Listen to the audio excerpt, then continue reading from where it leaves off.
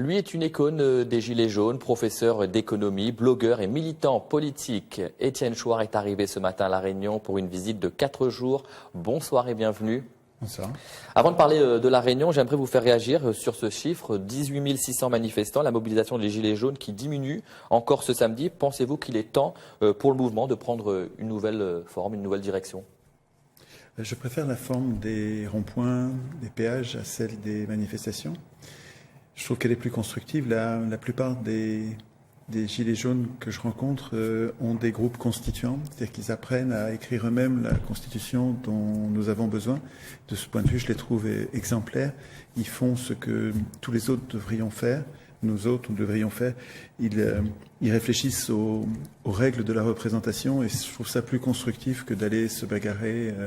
Alors en même temps, c'est... Vous participez encore vous-même au samedi de mobilisation ? De temps en temps, mais la plupart du temps, je suis avec eux sur les ronds-points ou à les rencontrer pour faire des ateliers constituants. Étienne Chouard, vous êtes considéré comme une icône par les Gilets jaunes. Vous avez inspiré l'une de leurs principales revendications, le fameux RIC, référendum d'initiative citoyenne. Vous défendez ce principe de démocratie directe. Ah oui, alors c'est pas exactement. Il faut pas confondre le référendum avec la démocratie directe. En démocratie directe, nous voterions toutes nos lois et donc nous n'aurions pas besoin de référendum à notre initiative. Nous voterions toutes les lois. Alors que le référendum d'initiative citoyenne est une capsule de démocratie à l'intérieur d'un système qui n'est pas démocratique. Dans notre Constitution, la Constitution française, qui est une prison politique dans laquelle nous n'avons aucun pouvoir, nous n'avons que le pouvoir de désigner des gens qui vont tout décider à notre place. Donc nous ne pouvons décider de rien. Si nous arrivions à mettre le référendum d'initiative populaire, nous aurions enfin la possibilité donc d'initiative populaire de choisir les sujets et référendum de voter au lieu d'élire.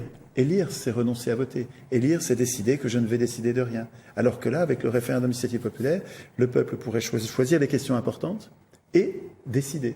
Donc ce ne serait pas la démocratie directe. Il y aurait toujours des représentants qui voteraient les lois à notre place, mais quand nous l'estimons important, nous pourrions décider. Étienne Chouard, quand Édouard Philippe, le Premier ministre, évoque une situation dangereuse pour la conduite de l'action publique après la décision du Conseil constitutionnel d'accorder le feu vert à un référendum au sujet de la privatisation de l'aéroport de Paris, quelle est votre réaction ?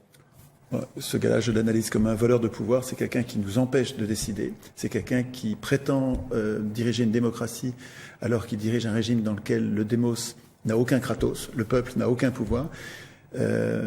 C'est pas à lui de décider des formes de la représentation. C'est pas aux représentants d'écrire les règles de la représentation. Pour vous, le peuple peut tout décider ? Oui. Oui.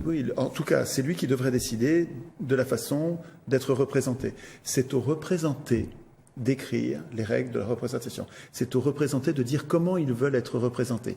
C'est surtout pas aux représentants de décider ça. Parce qu'ils sont en situation de conflit d'intérêts et en fait, ils écrivent les règles de leur propre pouvoir, ils écrivent leur puissance. Notre impuissance, c'est la source de notre impuissance. Le fait que nous soyons impuissants politiquement vient de ce que nous laissons les représentants écrire les règles de la représentation, la Constitution. Nous devrions nous en préoccuper. Et c'est ce qu'on fait avec les Gilets jaunes. Nous apprenons avec des ateliers constituants, nous apprenons à écrire nous-mêmes les règles de la représentation. Et je peux vous dire, ça donne des constitutions qui n'ont rien à voir avec celles que vous connaissez. Les Gilets jaunes de La Réunion étaient les premiers à avoir obtenu des mesures suite aux différentes manifestations. Des citoyens tirés au sort participent aux travaux de l'Observatoire des prix, des marges et des revenus. La région compte créer son conseil consultatif citoyen. C'est déjà un bon départ ? Vous voyez, à chaque fois que ce sont des élus qui nous donnent quelque chose, c'est toujours consultatif. Le pouvoir qu'on nous donne, c'est consultatif, c'est-à-dire que ça n'est pas impératif, ça n'a pas de force contraignante. En fait, les élus se comportent littéralement comme des voleurs de pouvoir. Ils ne veulent laisser au peuple aucun pouvoir. Quand on dit consultatif, c'est bien que ça n'aura pas de force contraignante. Mais c'est pas aux élus de décider ça. C'est pas aux hommes au pouvoir d'écrire les règles du pouvoir. C'est pas aux représentants d'écrire les règles de la représentation. Ils ne nous émanciperont jamais parce qu'ils n'y ont pas intérêt. C'est vraiment à nous de nous en occuper et il faut s'en occuper pratiquement et c'est l'occasion de faire des ateliers constituants. Vous avez tenu d'ailleurs un atelier cet après-midi à Saint-Benoît. Est-ce qu'il y avait des sujets qui revenaient dans les échanges ? Il y a deux sujets importants pour les Gilets jaunes et pour tous les citoyens. citoyens, parce qu'ils sont exemplaires de ce point de vue, les Gilets jaunes. Hein. Ils font ce que nous devrions tous faire. Il y a deux sujets importants. Il y a le RIC, le référendum d'initiative citoyenne, parce que c'est l'institution de la souveraineté populaire. L'institution de la souveraineté, c'est comment on va décider. Et puis, il y a les règles de la représentation. Quels représentants voulons-nous, avec quel mandat, comment on les désigne, qu'est-ce qu'ils font, est-ce qu'ils votent les lois à notre place ou est-ce qu'ils préparent les lois et nous allons les voter, comment on les contrôle, comment on les licencie, comment on les renvoie chez eux quand on n'est pas content. Toutes ces règles-là, les règles de la représentation, ils l'écrivent pour leur rond-point. Pour leur rond-point, il faut qu'ils décident quel représentant du rond-point, quel mandat, comment on les surveille, comment on les punit, et nous devrions faire la même chose. Réfléchir aux règles de la représentation. Donc c'est deux grands sujets, les règles de la représentation et le référendum d'initiative citoyenne. Mais ensuite, il y en a bien d'autres, les médias, l'indépendance des médias, la monnaie. Étienne Chouard, tout autre sujet, on doit avancer. Même si j'étais antisémite, je devrais avoir le droit d'être antisémite. Vous avez tenu ces propos sur Sud Radio le 18 avril dernier. Pour vous, il n'y a pas de ligne rouge franchie? Si, en fait, j'aurais dû dire judéophobe parce que Elisabeth venait de me dire j'ai bien le droit d'être islamophobe si je veux. Et dans la foulée, je lui disais, et elle disait je suis contre la loi Guesso. Et ce que j'ai dit, c'est une autre façon de dire je suis contre la loi Guesso, c'est-à-dire qu'en fait, on ne se débarrasse pas du racisme en l'interdisant.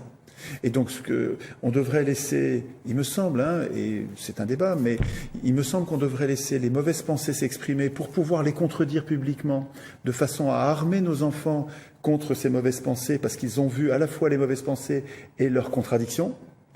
Et donc, quand ils l'entendent chez eux, ils sont prêts intellectuellement à y résister. Alors que si on masque les mauvaises pensées, les pensées dangereuses, les pensées même méprisables, les enfants, quand ils les voient arriver dans le hall de leur immeuble, ils sont complètement désarmés et ils deviennent racistes à leur tour.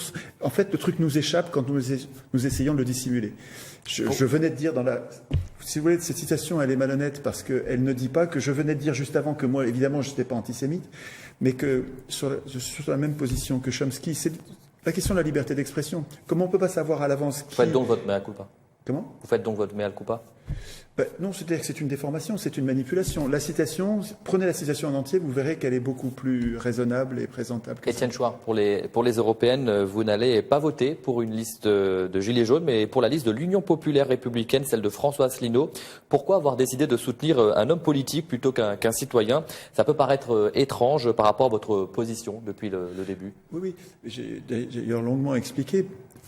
Au moment où j'ai dit ça, j'ai longuement expliqué que de toute façon, nous ne pourrons pas nous émanciper par l'élection et que donc il n'y a pas d'enjeu sur les élections européennes. C'est pas la peine de nous disputer sur qu'est-ce qu'on va faire aux élections européennes, ça ne changera rien. Par contre, Asselineau se bagarre depuis des années contre l'Union européenne comme moi, et il n'est pas dans les médias, pardon, il n'apparaît pas dans les médias au prétexte qu'il n'obtient aucune voix.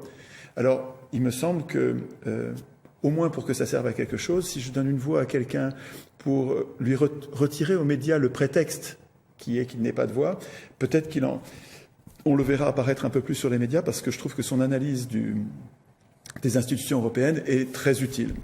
Nous avons besoin du travail d'Asselineau pour comprendre qu'il faudrait sortir de l'Union européenne, je pense. Et c'est la fin de cet entretien. Merci Étienne Chouard d'avoir accepté de répondre à nos questions. Vous poursuivez votre visite à La Réunion jusqu'à mercredi. Vous irez notamment à la rencontre des Gilets jaunes tout au long de votre visite. Bien sûr. Merci.